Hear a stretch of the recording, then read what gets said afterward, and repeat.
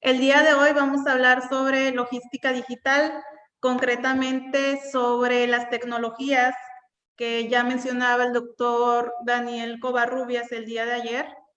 Y bueno, ahora vamos a ver cómo se aplican estas tecnologías a la logística. Yo no me voy a meter tanto en el tema de aplicaciones, sí voy a mencionar algunos ejemplos para que tengan una idea de todo el potencial que tienen estas herramientas, estas tecnologías en el sector logístico, que como ya veíamos también ayer, este sector es uno de los que más factible es incorporar este tipo de tecnologías por el gran potencial que tienen para la optimización.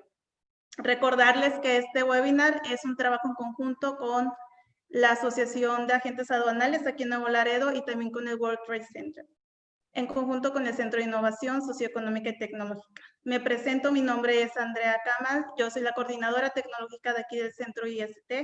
Y pues bueno, vamos a comenzar. Cualquier duda que tengan, siéntanse libres de ponerlo ya sea en el Q&A, preferentemente en el Q&A o también lo pueden hacer en el chat. Y yo se los voy a ir contestando al final, ¿ok?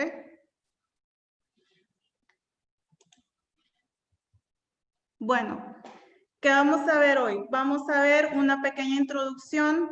Voy a dar un repaso muy rápido de lo que vimos el día de ayer con el doctor Daniel Covarrubias.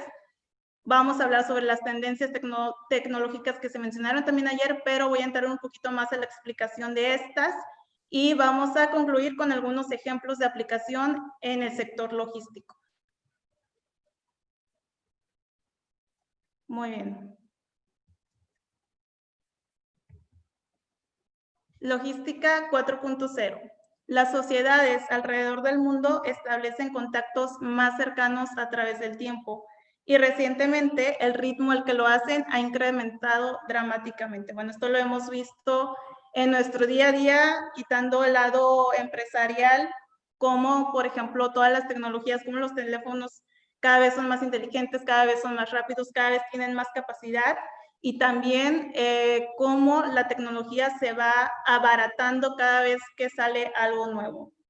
Aviones, servicios telefónicos, computadoras, flujos de capital instantáneos, etc. Todo esto ha hecho que el mundo sea interdependiente, por lo cual vivimos en un mundo globalizado. De hecho, ahora más que globalización, se habla también de la no globalización, como ahora y por la misma dependencia que se tiene entre un país y en otro, sobre todo en las cadenas de suministro, ahora se está buscando que también haya desarrollo tecnológico y desarrollo de proveeduría local.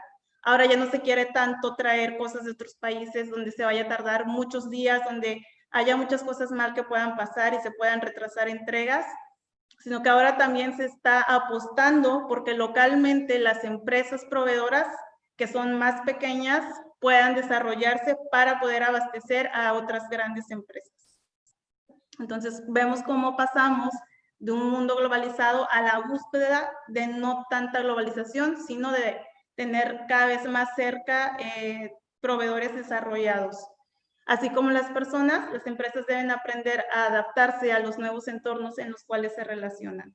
Esta adaptación será la que llevará a las empresas a sobrevivir en el siempre dinámico mercado. Ya se mencionaba el día de ayer, ¿qué empresas van a sobrevivir con todos estos cambios que se están dando? Pues aquellas que logren adaptarse, no van a ser ni las más grandes, ni las que vayan más rápido, sino las que mejor se adapten. ¿Cómo adaptarse? Bueno, a través de la innovación. Ayer veíamos estos tipos de innovación que se pueden dar, tanto en producto como en procesos y en servicios. Y hablaban también de la innovación abierta, la innovación cerrada. Ok, todo esto, todos estos tipos de incorporaciones de innovación es una forma de adaptarse a los cambios y también la adopción gradual de las tendencias tecnológicas. Ya se ha hablado del origen y surgimiento del concepto de la industria 4.0 y se han nombrado algunas de las tecnologías tractoras que la caracterizan. Cuando ustedes escuchen hablar sobre industria 4.0 en general, se van a dar cuenta que hay ciertas tecnologías que caracterizan este concepto. ¿Cuáles son esas tecnologías? Bueno, el Internet de las cosas, todo lo que es digitalización, robotización colaborativa también, todas esas tecnologías, todas las tecnologías que vamos a ver, caen bajo este paraguas. Así que, pues bueno, sin más, vamos a hablar un poco más de estas tecnologías y algunos ejemplos de aplicación, como ya lo mencionaba anteriormente. Y bueno, vamos a empezar. He puesto aquí en esta presentación las tecnologías que yo creo son más importantes y las que más están impactando tanto en el día a día como en el sector empresarial. Y por supuesto el sector logístico. El primero, el Big Data. Antes de empezar, sí quiero decirles que no voy a ahondar en los temas porque solamente tenemos una hora, solamente quiero que se lleven un panorama, una fotografía general de cuáles son estas tecnologías, que las sepan identificar y sobre todo que las sepan diferenciar, que no confundan, por ejemplo, realidad aumentada, de visión artificial, etcétera. Entonces, aquí voy a hablar de manera general, no me voy a meter mucho en tecnicismos, y vamos a empezar con esta, Big Data. ¿Qué piensan cuando escuchan este concepto? ¿En dónde se genera? ¿En dónde se generan todos los datos con los que trabajan las empresas? En los dispositivos, ¿no? ¿Qué tipo de dispositivos? Celulares, sensores, discos duros, tags, por ejemplo, los que llevamos en el carro. Todos estos datos se generan ahí. Pero se han puesto a pensar en que ahora ya no es un obstáculo el recopilar los datos. Ahora, este no es un problema, la capacidad no es el problema, sino la capacidad de gestionarlos. Son tantos los datos que se generan día a día que ahora el reto, más que obtenerlos, es el cómo trabajar con ellos. Cómo van a ser las nuevas arquitecturas que lo van a gestionar, dónde se van a almacenar, cuáles son los algoritmos que van a modelar o que van a intentar descubrir patrones en todos estos datos, en toda esta información que están obteniendo los dispositivos. Y este es el nuevo reto en el que se está trabajando, también en su almacenamiento. Cada día se generan 2.5 exabytes de datos y cada 2 meses se duplica el volumen generado. Aquí tenemos algunos ejemplos. Les he puesto el ejemplo de Facebook y les he puesto también el ejemplo del CERN. El CERN es un centro de investigación, sobre todo de energía nuclear, y es donde está el famoso colisionador de hadrones, ¿okay? La máquina de Dios, como le llaman, donde está el acelerador de partículas. ¿Qué aplicaciones tienen todos estos datos? Bueno, ya les he platicado que día a día se genera muchísimos datos, tanto en nuestros teléfonos como en las empresas y sobre nosotros. ¿Cuántas veces no hemos googleado cualquier cosa? No sé, por ejemplo, casas de campaña. Y de pronto estás navegando en tu perfil de Facebook y te das cuenta que te empiezan a salir anuncios de casas de campaña, te metes a Instagram y es lo mismo. Todo lo que hacemos se está midiendo. Todo lo que, con lo que interactuamos se mide y en base a eso se muestra lo que a nosotros nos podría interesar. ¿Ok? Esa es una aplicación. Una de las aplicaciones son pues las redes sociales, los datos abiertos, las ciudades inteligentes. ¿Para qué quieren ellos saber qué es lo que nos interesa? Por ejemplo, a las empresas que venden productos, pues les interesa saber dónde está su mercado, en qué lugares están las personas que podrían comprar mi producto. Para todo esto se utiliza los datos que generamos y es por eso que es tan importante y cada día se le mete más dinero a eso. Entonces, ¿qué es el Big Data? Realmente no hay una definición estándar. Big Data es una colección de datos grandes, complejos, que es muy difícil de procesar a través de herramientas de gestión y procesamiento de datos tradicionales. ¿Por qué? Porque los datos vienen de diferentes formas y vienen lo que se llama no estructurados. ¿A qué me refiero con esto? Que los datos puede ser un email, puede ser una imagen, puede ser un documento, puede ser una nota de voz, perdón. Entonces, tenemos muchos tipos de datos que vienen en muchas estructuras diferentes y a cierto nivel de estructura también, qué tanto se puede procesar o cómo lo vas a procesar, cómo lo vas a interpretar. Este es el desafío en el que hoy se está trabajando y sobre los cuales se están haciendo los algoritmos. Y bueno, supone importantes cambios en las características de los datos disponibles para el análisis. Les he hablado mucho de datos, pero hay que diferenciar muy bien datos de información. No es lo mismo, ¿ok? Tú puedes obtener muchísimos datos de distintos dispositivos, de sensores, de discos duros, pero no todos los datos que tú obtengas son información. Información es lo que yo voy a sacar de los datos que estoy obteniendo y yo voy a elegir dependiendo del objetivo que como empresa estoy buscando. Yo voy a definir cuáles son los datos importantes, cuáles son las variables que a mí como empresa me van a servir para generar valor, para tomar acciones estratégicas sobre qué es lo que voy a hacer para vender más, para ser más eficiente, para poder ofrecerle algo más a mis clientes, etcétera. Entonces, depende del objetivo que yo tenga, son los datos o las variables que yo voy a utilizar en mi modelado de datos para predecir pues diferentes cuestiones, ¿no? Ya depende. Entonces, 5 características que podemos ver en esta tecnología o en los datos es una, el volumen, 2, la velocidad con la que los estamos obteniendo, la variedad, que era lo que ya les mencionaba, pueden ser imágenes, audio, texto, la veracidad, cuáles son, qué información es verídica y qué no, y pues el valor que le vamos a dar de acuerdo al objetivo buscado. Ese es a grandes rasgos lo que es el Big Data. Cuando tú ya empiezas a buscar patrones o quieres descubrir patrones dentro de esa información que estás obteniendo, es entonces cuando nosotros le llamamos analítica de datos o modelado de datos. Tú haces una minería de qué datos son importantes y qué datos no para el objetivo buscado y ya entonces empiezas a poder predecir y buscar patrones. Siguiente tecnología, el Internet de las cosas y los sensores inteligentes, ¿ok? Van entrelazados. El Internet de las cosas está cambiando nuestra percepción del mundo, abriendo puertas a un mundo tecnológico que está revolucionando nuestra actual percepción del trabajo, del transporte, de lo cotidiano, es decir, de toda nuestra vida, tanto laboral, incluso personal. ¿Pero qué es el Internet de las cosas? Bueno, más o menos nos podemos dar una idea con el nombre.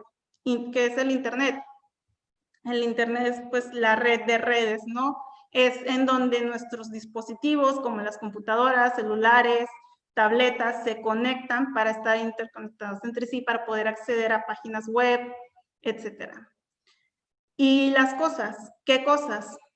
Pues cualquier cosa a la cual tú le puedas incorporar algún sensor para que éste se comunique con otros dispositivos o que se comunique con el Internet. ¿A través de qué? A través de los sensores que nosotros le implementamos. Y a esto es a lo que mucha gente llama cosas inteligentes. Por ejemplo, el refrigerador inteligente, la cama inteligente, el teléfono inteligente. Pero es muy importante tener en cuenta que para que sea algo inteligente se necesitan 4 cosas, ¿ok? No se les llama inteligentes solo porque están conectados a Internet y eso es algo que tenemos que tener bien claro. No nada más porque un dispositivo sea capaz de conectarse a la red ya es inteligente, sino deben de cumplir ciertas funciones. Y estas funciones son las siguientes. Primero, monitoreo. ¿Qué quiere decir? Que este dispositivo pueda hacer un monitoreo de lo que ocurre alrededor suyo. Control, que es la acción que se toma a partir del monitoreo. Un ejemplo, abrir una puerta.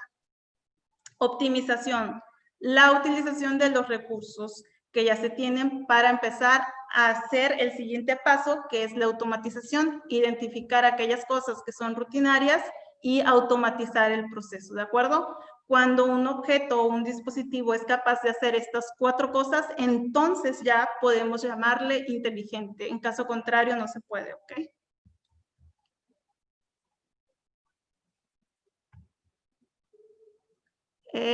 Bueno, aquí este slide es nada más para recordar que así como la tecnología está implementándose en las empresas, también es importante que las empresas tomen en cuenta al personal.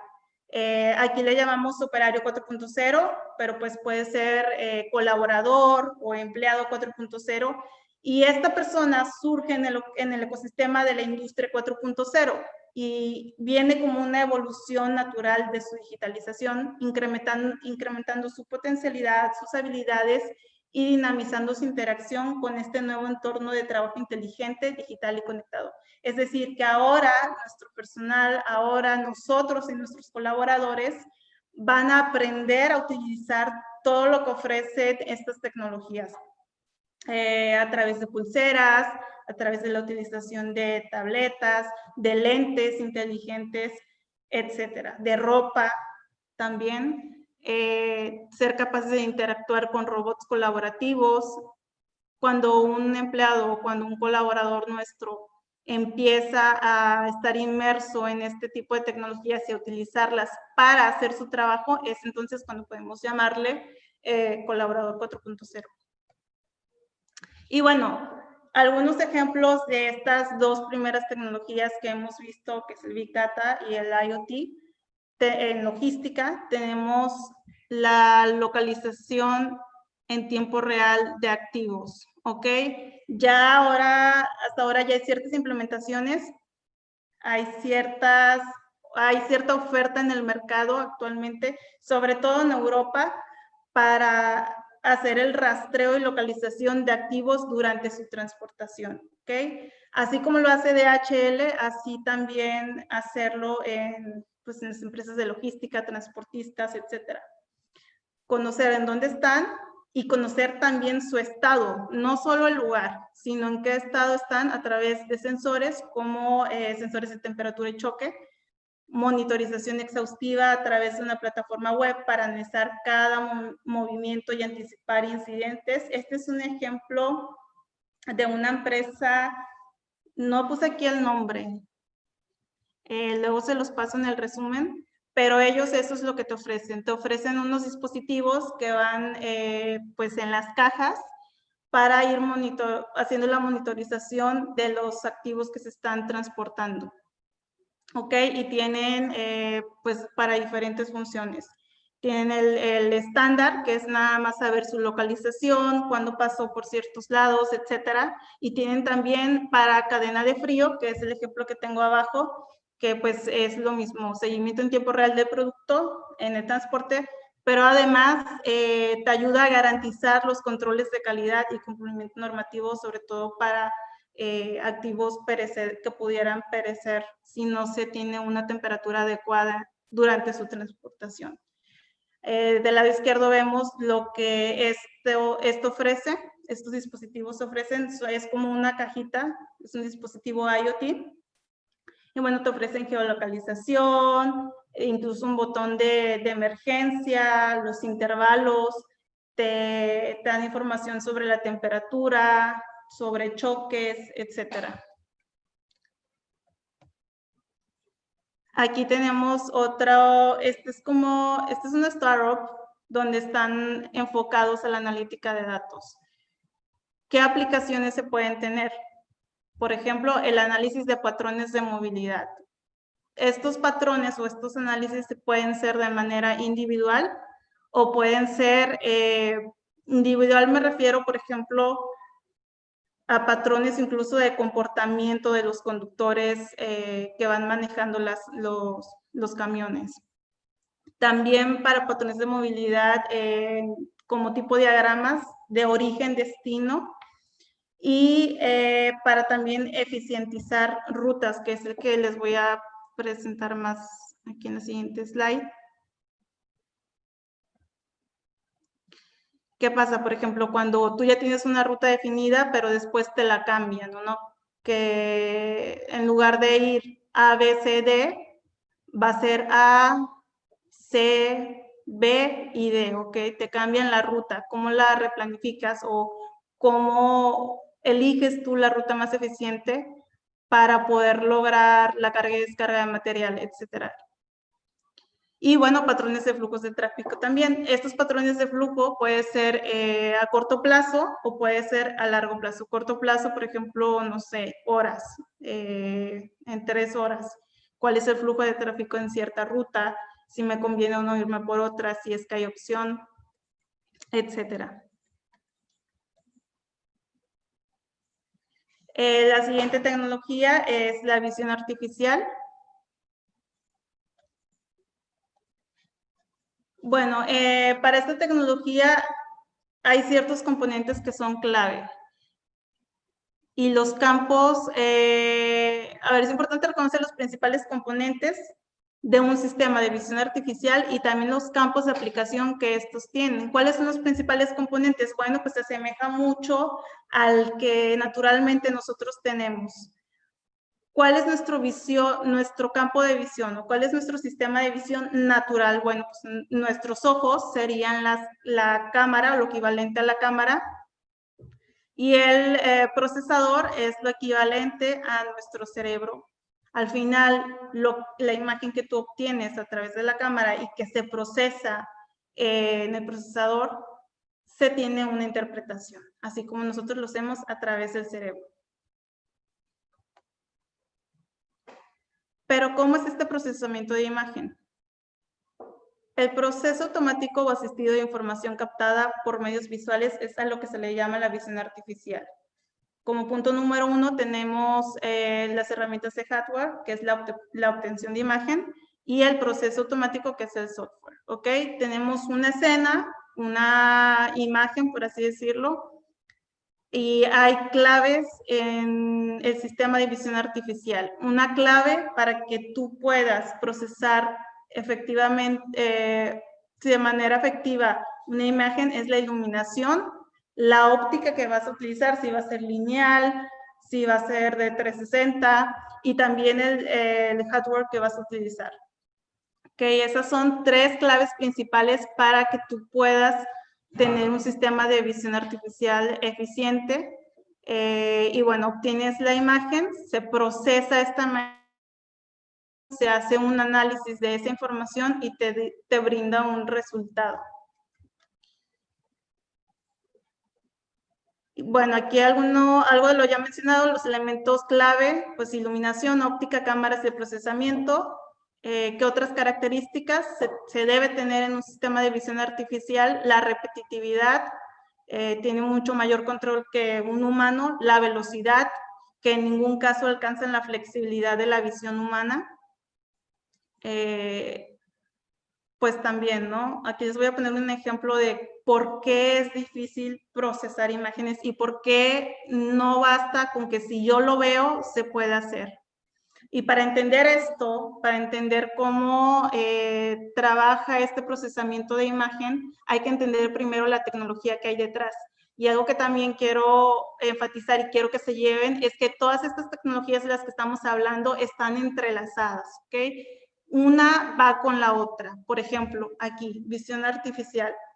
Va muy de la mano con la inteligencia artificial. Por eso muchas veces se escucha el término visión artificial inteligente, porque para poder procesar la imagen, tú utilizas inteligencia artificial.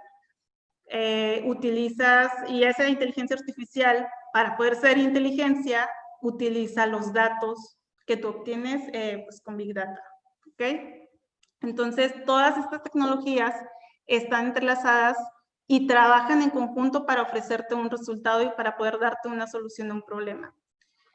Voy a hablar aquí muy rápido del Deep Learning para que tengan una idea de qué es esto y que lo puedan,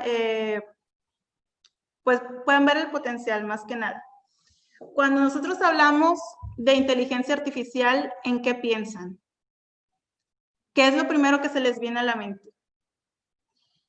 Algunos de ustedes van a pensar en los asistentes virtuales, como quienes, como Alexa, como Siri, como Cortana, Ese es un ejemplo de inteligencia artificial y algunos de ustedes igual y lo pensaron. Tal vez algunos de ustedes pensaron en Google Maps, en cómo me dice hacia dónde llegar cuando estoy en una ciudad que no conozco. ¿Ok? Estos dos ejemplos caen en inteligencia artificial y es algo que incluso se podría decir que está de moda. ¿Cuántas veces no hemos escuchado en anuncios de productos que son inteligentes? Esto viene con inteligencia artificial y ya te lo venden así. Bueno, pues porque tienen integrados dentro muchas tecnologías o viene integrado otras tecnologías. Lo que hay que entender es que la inteligencia artificial es más que una tecnología, vamos a pensarlo como un paraguas, ¿ok? Un paraguas bajo el cual otras tecnologías están inmersas.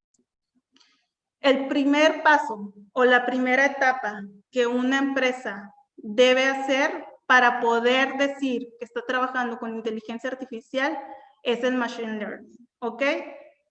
Esa es la primera etapa que se tiene y es donde tenemos los computadores que empiezan a aprender a través de algoritmos ciertas cosas. Por ejemplo, vamos a poner un ejemplo y este es el más básico, el más general del que siempre se habla y es el procesamiento de imágenes para identificación de objetos. Un ejemplo, ¿cómo identifico un gato? ¿Cómo sé que en una imagen hay un gato o ese gato no es un gato, sino que es un tigre o un leopardo? ¿Cómo identifica la máquina? Bueno, a través de algoritmos. La primera etapa, que sería el machine learning, es que a través de muchos datos o muchas imágenes que tú le estás metiendo al algoritmo, te puede identificar cuando en una imagen se contiene a un gato.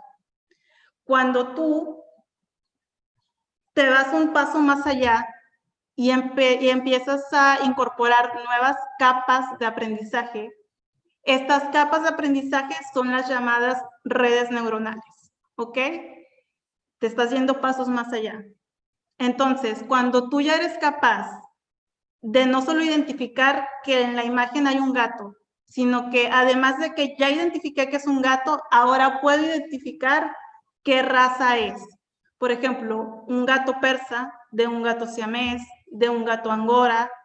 Eso ya es deep learning, ¿ok? Cuando yo, aparte de identificar es un gato, le agrego una capa de aprendizaje, pues no sé, raza del gato.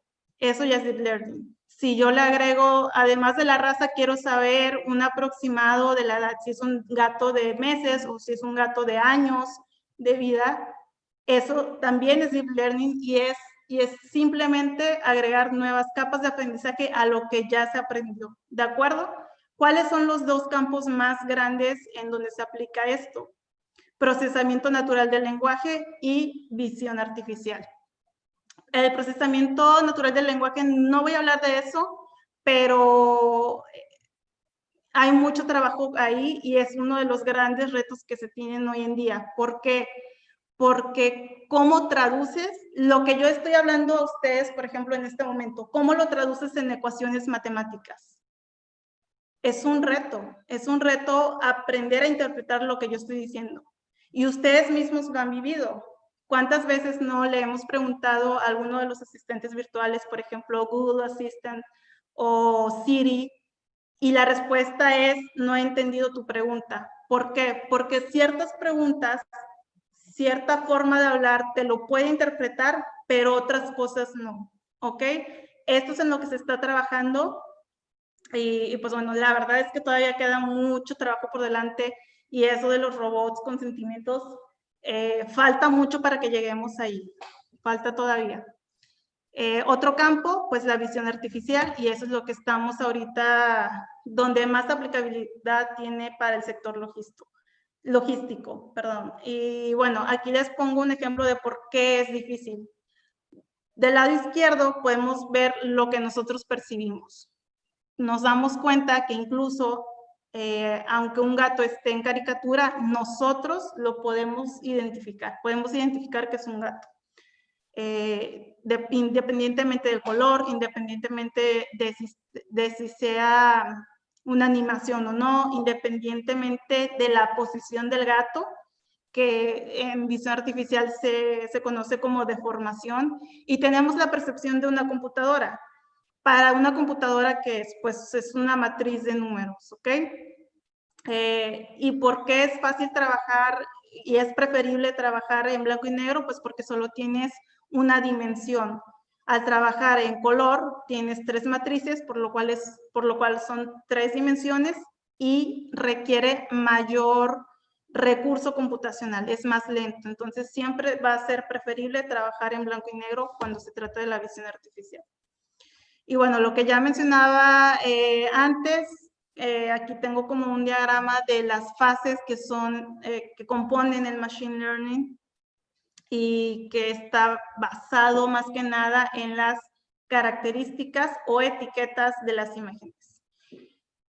Que bueno, aquí les voy a ir muy rápido, pues empiezas con la fase de entrenamiento, donde tú tienes, por ejemplo, peras y naranjas, y tú quieres aprender a distinguir cuándo es una pera y cuándo es una naranja. ¿Cuáles son las principales características que te pueden hacer diferenciar una cosa de otra? Bueno, el color es una, la forma también, las naranjas son más redondas, y la textura que tienen. La piel de naranja es diferente a la cáscara de la pera. Empieza tu fase de aprendizaje y empiezas a entrenarlo metiéndole muchísimas imágenes de peras y de naranjas, de tal forma que el algoritmo pueda extraer estas características y aprenda a diferenciar una naranja de una pera. A estas características se les llama etiquetas que el algoritmo pone para poder diferenciar. Se extrae las características, empieza a aprender, empieza a diseñar las nuevas capas de aprendizaje y pues bueno, ahí es donde puedes empezar a clasificar. Aquí ya no lo puse, pero me salté un slide. En la parte de abajo, derecha inferior, les he puesto una gráfica sobre cómo el algoritmo empieza a clasificar peras y naranjas. Y si se dan cuenta, en la parte de arriba de la gráfica hay una naranja que está del lado de las peras. ¿Por qué? Porque está un poco deformada y porque el color es un poco, aunque el color es anaranjado, la forma hace que el algoritmo lo clasifique como pera, ¿ok? Donde se quiere trabajar y donde se empieza a trabajar para que sea deep learning es en encontrar esos objetos que están en la frontera de la clasificación. Que el algoritmo está como, digamos, indeciso entre si es una naranja o una pera. Y ahí es donde empiezan las nuevas capas de aprendizaje.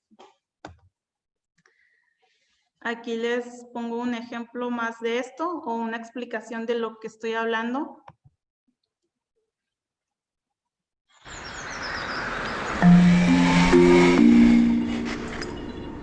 Hi there, my name is Charles, and I run this supply chain lab.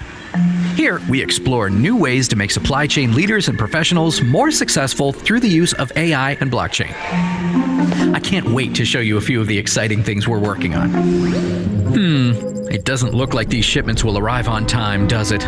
As you know, an issue like this can impact many parts of our supply chain, such as production or shipments to a customer. That's how it used to be anyway. Today, we use AI to analyze all of the data available. A ver, creo que se cortó. Voy a tratar de...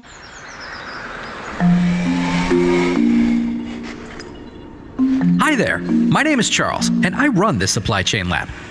Here, we explore new ways to make supply chain leaders and professionals more successful through the use of AI and blockchain. I can't wait to show you a few of the exciting things we're working on. It doesn't look like these shipments will arrive on time, does it? As you know, an issue like this can impact many parts of our supply chain, such as production or shipments to a customer. That's how it used to be, anyway. Today, we use AI to analyze all of the data available to us and receive advanced warnings about possible supply chain disruptions. AI even identifies the right team members needed to respond and learns how issues were resolved so it can recommend solutions in the future. Predicting disruptions as early as possible gives us more time to respond so we can keep the business running as usual and minimize the impact on our customers. Maintaining traceability and transparency across the supply chain can be tricky. Look at this component, for example. It's been on quite a long journey, and every step required a new exchange of data, creating an extensive paper trail. It can get a bit overwhelming. What if all of this data could be kept in a single and immutable shared record, facilitating trust and communication, updated in real time, and allowing for traceability across the supply chain of relevant information for each participant involved? It might sound like sci-fi, but we've made it a reality through blockchain, and our jobs are easier because of it, giving us more time to focus on growing the business.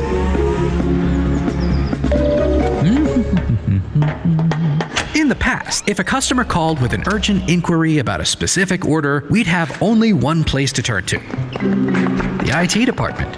Searching the EDI data could take a while. Doesn't look like this is going to be done anytime soon. Let's come back later. But searching for information doesn't have to be an epic quest. AI understands our business questions, even when we use natural language to ask. It can find all relevant transaction documents and correlate them together to answer the questions without delay. So this way, it's more like a very quick trip. You can see why it's such an exciting time at the Supply Chain Lab. Don't tell anyone, but you've been my favorite visitor so far. Bye! Ok, aquí podemos ver ejemplos de aplicación de la inteligencia artificial. Y son cosas en las que ya se están trabajando. Por ejemplo, una de las cosas que mencionaba, cómo estandarizar todo el papeleo que se hace, por ejemplo, al tener un pedido de importación o de exportación. Y también algo muy importante y muy relevante que se da y un problema que se tiene es, por ejemplo, cuando se trabajan documentos entre países. Estados Unidos te maneja todo en PDF, aquí en México te lo manejan con el XML, las facturas que vienen en PDF y en XML. Entonces, ¿cómo trabajar con ese tipo de documentos, con documentos impresos que vienen arrugados, que vienen manchados, que tienen errores, que hay mucho factor humano ahí y que por ende te hace perder tiempo o te consume mucho tiempo que podrías estar utilizando para hacer otras tareas de labor?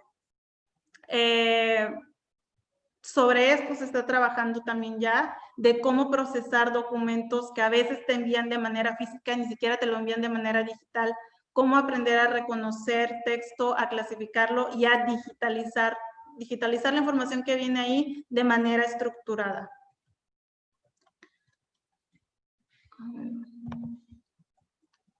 Bueno, esta es la gráfica que les mencionaba antes, nada más que se me movió, de cómo en Deep Learning se empieza a entrenar los algoritmos para poder diferenciar lo que les mencionaba, cuando una naranja la clasifica como pera o viceversa. Ahí es cuando ya es Deep Learning. Una fase anterior, que es esta, sería el Machine Learning. Bueno, aquí un poco más de lo mismo, esto ya lo comenté. Y bueno, ¿cuáles son los ingredientes para el aprendizaje profundo? Pues lo que ya mencionaba, datos, necesitas pues, recursos computacionales y obviamente algoritmos para trabajarlo. Ejemplos de esto, inventarios de almacén, como con la utilización de drones. Aquí, ¿qué tecnologías estamos combinando con los drones? Estamos combinando visión artificial con inteligencia artificial. ¿Y qué nos permite esto? Nos permite reducir costos, acelerar el proceso de inventariado de las empresas, disposición de software para generar mapas de almacén y contabilizar toda la mercancía. Se utiliza también para esto, lectura de códigos, ya sea RFID, integración pues de los almacenes, etc.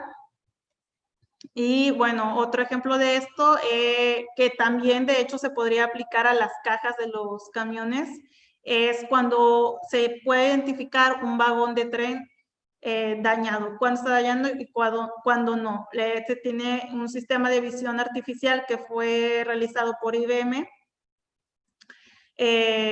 pues en los rieles del tren, donde hay cámaras muy pequeñas que te pueden reconocer cuando un vagón está dañado.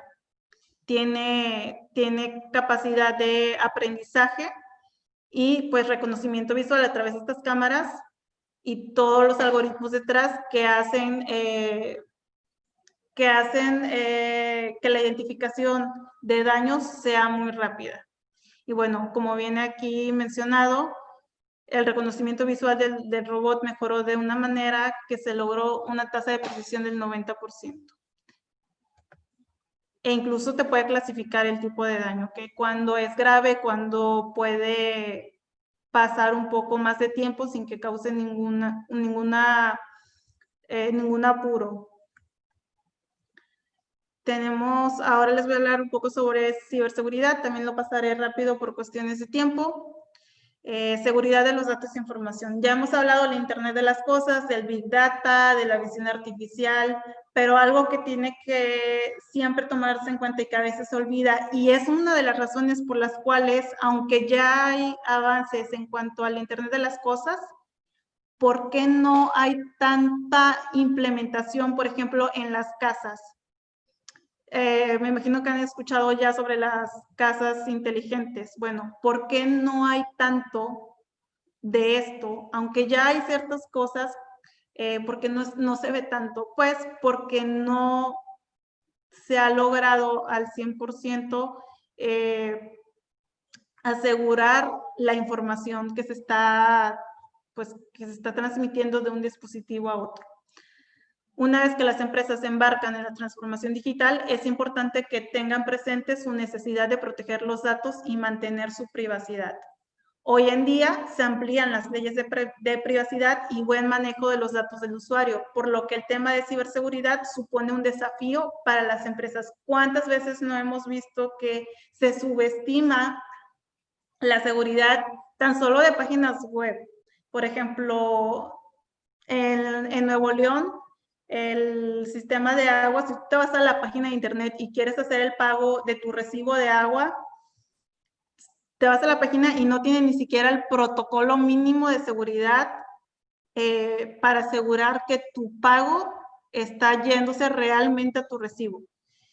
En un curso de aquí que se dio del centro IST, se les hizo una práctica a los asistentes y en menos de 10 minutos clonaron la página del sistema de agua de Nuevo León y estaba igual, o sea, estaba la página igual a la página oficial, y tú pensando que es la página oficial, puedes entrar a esa página, ingresar tus datos bancarios, tus datos de pago, y así de la nada te roban dinero. O lo que pasó recientemente con Secretaría de Economía, que les hackearon todo su sistema, ninguno de los correos electrónicos funcionaba. ¿Por qué? Porque no se toman las medidas que se deben o no se le da la importancia debida a la seguridad de la información. Y eso es algo que como empresas, en el sector que estés, es algo muy importante. ¿Por qué? Porque estás teniendo información sensible, confidencial de clientes, información tuya como empresa e información de proveedores. ¿Cuáles son las claves en materia de ciberseguridad? La primera, que hay amenazas con origen en los propios estados. Así como hay profesionalización de la delincuencia en el ciberespacio, constituyen los mayores peligros. Esto no es un juego de niños, el tema de ciberseguridad. Hay gente que se dedica a esto al 100% y que todos los días está trabajando para encontrar vulnerabilidades en los sistemas de las empresas.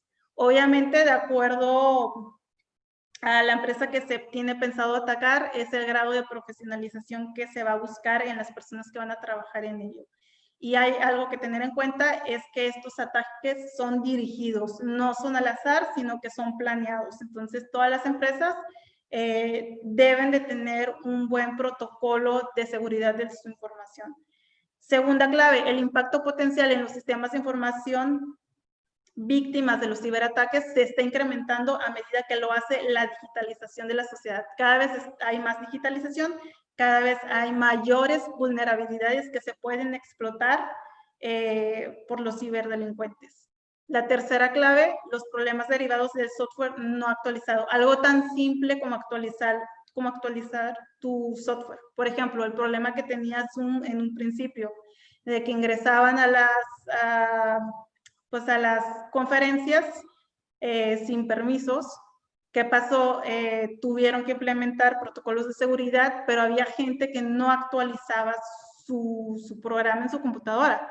¿Qué pasa? Pues no tienes los protocolos de seguridad que deberías por el simple hecho de no actualizar tu programa o tu software. Lo mismo pasa en los programas que utilizan las empresas, lo mismo pasa tan solo en los teléfonos celulares cuando te llega una actualización, y esa es siempre la recomendación, siempre, siempre, siempre actualiza, porque ahí vienen parches de seguridad de vulnerabilidades que se encontraron y por donde se podría filtrar un ataque. La cuarta clave, los problemas de privacidad derivados de la recolección masiva de datos, Big Data. Esto viene muy de la mano con toda la información que nosotros damos, a propósito a empresas. Por ejemplo, cuando tú descargas una aplicación, digamos Google Maps, tú la abres por primera vez y ¿qué te pregunta? Te pregunta si quieres darle permiso de acceder a tu ubicación. Lo mismo pasa con, por ejemplo, WhatsApp. Vas a mandar una foto, vas a tomar una foto para mandársela a alguien, te pide permiso para acceder a tu cámara. Cuando tú das esos permisos, cuando tú otorgas esos permisos, entonces empiezas a mandar información tuya a terceros. Y esto es algo que también se tiene que tomar en cuenta y es una de las claves de ciberseguridad. ¿Qué información o qué datos estoy dando yo a terceros sobre lo que hago y sobre lo que digo también? Como ejemplo de la tecnología de ciberseguridad o de este concepto de ciberseguridad, tenemos el blockchain, que es uno de las tendencias tecnológicas en las que más se está trabajando. ¿Por qué? Porque precisamente es una tecnología que promete revolucionar todos los procesos que cuentan con transferencia de información. ¿Por qué? Porque mantiene seguro y privado los datos transaccionales, además de que disminuye costos y proporciona mayor transparencia en los procesos. Todavía no está por completo desarrollado el blockchain, aún está en desarrollo, pero es algo que se viene y se viene fuerte, y una vez que lo empiecen a implementar, será uno de los top que las empresas van a buscar para la seguridad de su información y transacciones. ¿Cuáles son los puntos claves del blockchain y por qué es tan importante este desarrollo? Vamos a verlos. Primero, es como un libro de acontecimientos digitales. Blockchain permite la transferencia de datos digitales con codificación sofisticada y de manera segura. ¿Por qué? Porque utiliza dos claves o dos llaves, una privada y una pública, de tal manera que tu información está segura, o sea, es indescifrable. La novedad que tiene blockchain o la novedad que tiene este libro de acontecimientos digitales es que no se requiere de un intermediario centralizado que te identifique y te certifique la información. Es decir, tú no necesitas un intermediario que te diga que la transacción que se está realizando es verídica. Por ejemplo, el banco. Cuando tú haces un SPI, ¿quién te valida que la transacción se hizo? Que la cuenta destino realmente existe y que realmente recibió la transferencia que tú realizaste. Bueno, pues el banco es quien hace eso, quien se asegura de que la transacción sea verídica. En cambio, en blockchain, no. Te quitas un intermediario, que sería, en este ejemplo, el banco, sino que la información está distribuida. Otro punto clave es que la información no puede ser borrada. Una vez que una transacción o un movimiento es realizado, no se puede borrar. Lo que puedes hacer es añadir registros, pero no eliminarlos.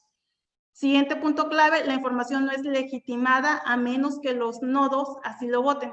Véanlo como un sistema de votación, eso es lo que es. Al no tener un intermediario, ¿qué pasa? Imagínense que hay 5 nodos. 5 nodos son 5, por ejemplo, vamos a decir personas. Imagínense que 5 personas van a un restaurante, una de esas personas paga el total de la cuenta y las otras 4 quedan en el acuerdo de pasar su parte a la persona que pagó la cuenta total. En esta red no va a haber un intermediario de decirte que la persona 1 pasó su parte a la persona 2, que es la persona que pagó el total. Cuando la persona 1 hace la transferencia, no sé, digamos que fueron 100 pesos su parte, le pasó los 100 pesos a la persona 2, esa transacción se queda registrada y no solamente se queda registrada la transacción de que pasó 100 pesos, sino que si la persona 1 tenía 200 pesos, queda también registrada que después de pasar los 100 pesos, ahora le quedan 100 pesos en su cuenta cuando originalmente eran 200. Y ahora la persona 2 que tenía, digamos, 500 pesos en su cuenta, ahora tiene 600 porque ya se le sumó los 100 que le pasó la persona 1. Y toda esa información que les acabo de decir, se envía una copia a las 5 personas. Es decir, todos tienen la misma información. Y lo mismo pasa cuando las siguientes personas mandan su dinero a la persona 2, ¿de acuerdo? Todos tienen una copia de absolutamente todas las transacciones que se están realizando en esa red. Además de esto, se tienen 2 claves públicas y cuando hay una, digamos que 2 personas dicen que, digamos, un registro temporal. La persona 1 pasó primero el dinero, la persona 3 lo pasó en segundo lugar, la persona 4 en tercer lugar.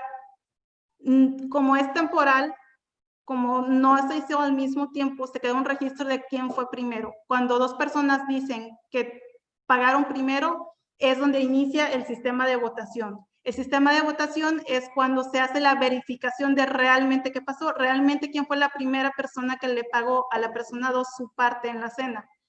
Cuando todos coinciden, excepto una, ese nodo es el que no se elimina, sino que se registra cuál es el error. Es por esto que es muy seguro, porque como no hay un intermediario y todos tienen una copia de lo que pasó, cuando se cae la red, hay otra red que tiene la información. Cuando la red se cae, hay algún nodo, con un nodo o con una persona que no se le caiga la red, ya es suficiente para que la información no se pierda, y esto es la importancia. Por ejemplo, cuando el banco se cae y su aplicación no funciona, eso en blockchain no puede pasar, porque la información no está centralizada, está distribuida. Todos tienen una copia de lo mismo, por lo cual se puede legitimar la información. Veo que ya se nos está pasando el tiempo, entonces ya le voy a dar más rápido. Y bueno, el último punto es lo que les acabo de decir. Aunque la red se caiga, mientras un ordenador o un nodo no lo haga, la información jamás se va a perder, porque todos tienen una copia. Ejemplo de esto, en el sector de logística, la trazabilidad en la cadena de suministro. En 2006 se registró en Estados Unidos un brote de E. coli causado por espinacas que dejó un saldo de 205 personas afectadas, de las cuales 104 hospitalizadas, 31 insuficiencia renal y 3 fallecieron. Como era de esperarse, la comercialización de espinacas se detuvo completamente. La FDA de los Estados Unidos tardó 2 semanas en encontrar la fuente, 2 semanas. Y durante ese tiempo, toda la industria se detuvo. Imagínense el impacto de esto, de 2 semanas haber detenido toda esta industria pues de la comercialización de espinacas. La forma más eficaz de prevenir este tipo de incidentes es tener el registro de todo el proceso de elaboración de un producto, pasando por todos los pasos hasta que llega al consumidor. Aquí es donde se ve el potencial de la implementación de blockchain, porque aparte, o un ejemplo aparte de esto de transacciones de dinero, es transacciones de un proceso o transacciones, por ejemplo, de la transportación de un producto. Desde el momento en que un producto, por ejemplo, la espinaca, es recogido y es almacenado para su transportación, tú puedes registrar absolutamente todo. Desde cuándo se empacó, quién lo empacó, qué se empacó, con quién se empacó, quién lo va a transportar. Todo se queda registrado y en el momento en que haya algún problema como este, donde hubo una bacteria, tú puedes identificar en dónde fue el error en la cadena de suministro. ¿Por qué? Porque aunque dos te digan que algo no es cierto, tú tienes un registro de todo y lo que los nodos voten que es legítimo, eso será, pues será donde tú vas a encontrar el error. Espero que me haya explicado y si no, pues en las preguntas podemos ver. Realidad aumentada, esta es la última. Me voy a ir súper rápido. A diferencia de la realidad aumentada, la realidad virtual transporta al usuario fuera del mundo real. Okay, vamos a entender primero la diferencia. Realidad aumentada, como lo dice el nombre, es lo que tú ves y a lo que tú ves naturalmente con tus ojos, tú le vas a aumentar cosas virtuales. Por ejemplo, yo aquí estoy viendo la oficina. Imaginemos que yo me pongo unos lentes y sobre la oficina que yo ya estoy viendo se encuentra, no sé, información de mi compañero de trabajo. Cuál es su nombre, cuál es su cargo, etcétera. Y eso yo lo veo a través de los lentes. Esa información es virtual. Pero yo lo estoy viendo sobrepuesto sobre la realidad natural que ven mis ojos. La realidad virtual es cuando no tienes nada real en tu visión, es decir, cuando estás totalmente inmerso en un entorno virtual, como por ejemplo videojuegos donde son totalmente inmersivos y no ves absolutamente nada, pero lo que está pasando en el juego. Esa es la principal diferencia que nosotros debemos entender entre realidad virtual y realidad aumentada. La técnica más común hoy en día a través de sus diferentes variantes son los patrones de imagen. Las técnicas basadas en marcadores fueron las primeras en desarrollarse, existiendo pues varios tipos. Los marcadores son los que disparan la información, ya sea en tu teléfono o ya sea en los lentes.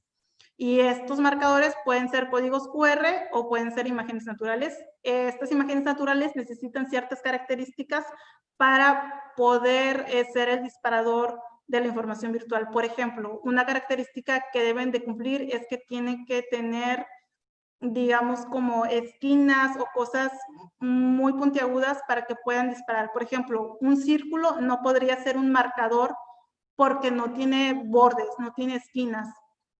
Esa es una de las características que se debe cumplir para que una imagen pueda ser el disparador.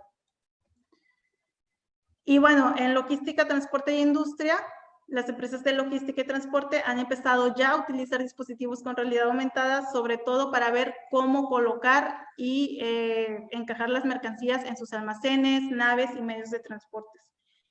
¿De acuerdo? Aquí vamos a ver un ejemplo. Tengo un video muy cortito sobre realidad aumentada en almacenes. Esto podría funcionar incluso sin el plan. Podría ser súper.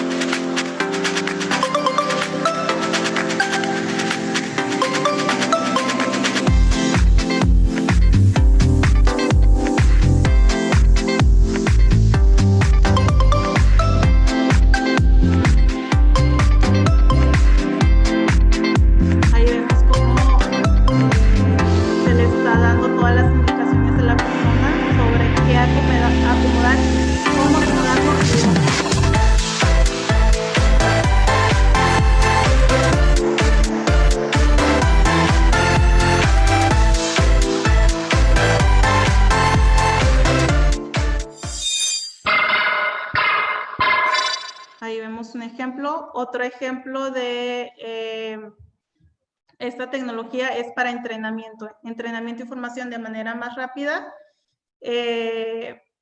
Aquí tenemos un ejemplo de una empresa de Fox Valley Technical College. Está implementando realidad aumentada para formar a sus estudiantes en el funcionamiento de los motores de diésel.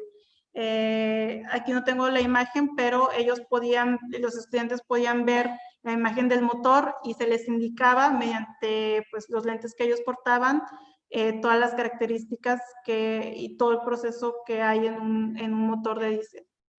o incluso para entrenamiento de conducción, en donde se recrea de manera lo más realista posible las experiencias de un conductor de flota.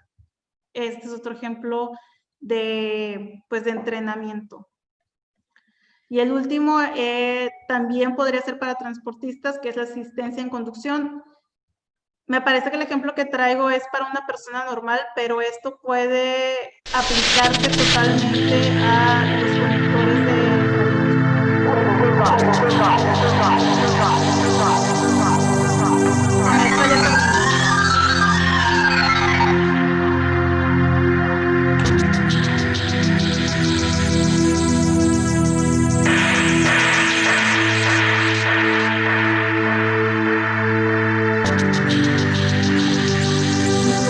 Podría indicar, por ejemplo, si hay un cambio en la ruta, si hay algún problema de tráfico.